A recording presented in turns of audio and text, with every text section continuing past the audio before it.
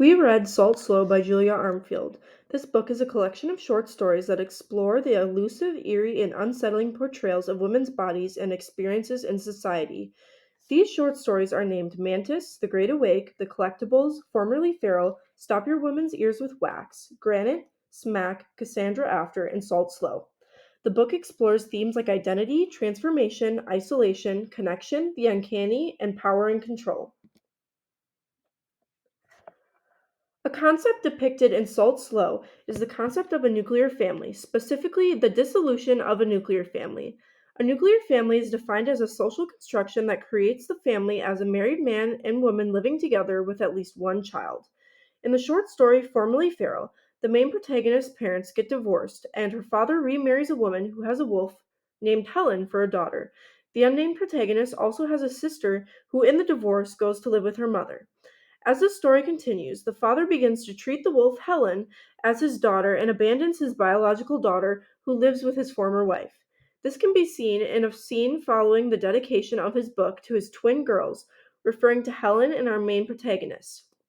He shook his head, moving across the room to a place on the counter where he kept family photographs and removing a snap of me and my sister at the ages of 7 and 8 from its frame.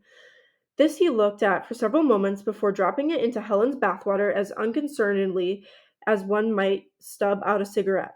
The photograph warped quickly in the soapy water, and Helen dabbed at it unconcernedly, making no particular effort to rescue it before it sank. Armfield. This scene displays the rejection of the biological daughter and Helen's acceptance into the family, demonstrating a non nuclear, untraditional family. As learned in lecture and our textbook, family is a social institution based on cultural kinship structures, but what we consider family varies over time, which can influence what society considers the norm for a dynamic family, from our lecture slides and our textbook. The current cultural norm is the nuclear family, even though a great handful of people do not fit within this norm. In 2022, it was reported that only 65% of children live with two married parents, 22% live with single mothers, 5% with single fathers, 4% with neither parent, and 5% living with cohabiting parents. Explored heavily through Salt Slow is the concept of social norms. A social norm is a cultural and social expectation of people's appearance, behaviors, abilities, and attitudes based upon their identities and often in comparison to others, from our textbook and lecture slides. According to Johnson, in patriarchy, the system, an it, not a he, a them, or an us. Socialization is the process in which we learn to participate in social life and subsequently social norms. They're all formerly feral, the unnamed protagonist and wolf daughter Helen grow closer. Through socialization, our protagonist begins to act like the wolf daughter, going against many social norms. She gets into dog fights.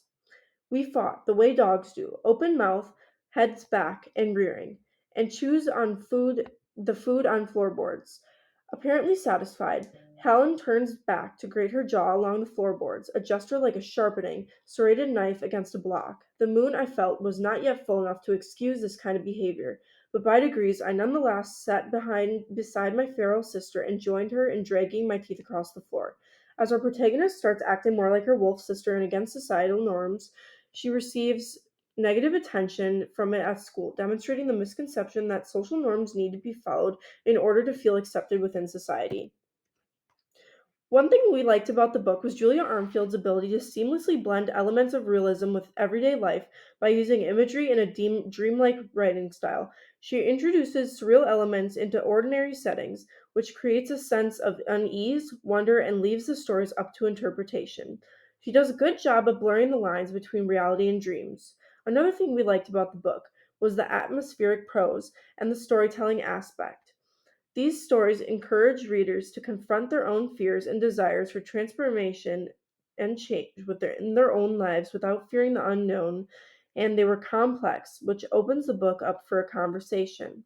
When making this book report, we often had differing viewpoints on the meaning of some stories. We believe this is a purposeful component of the book. Not everyone goes through society the same way, and discussing this book with others allows us to see that as well. Thank you.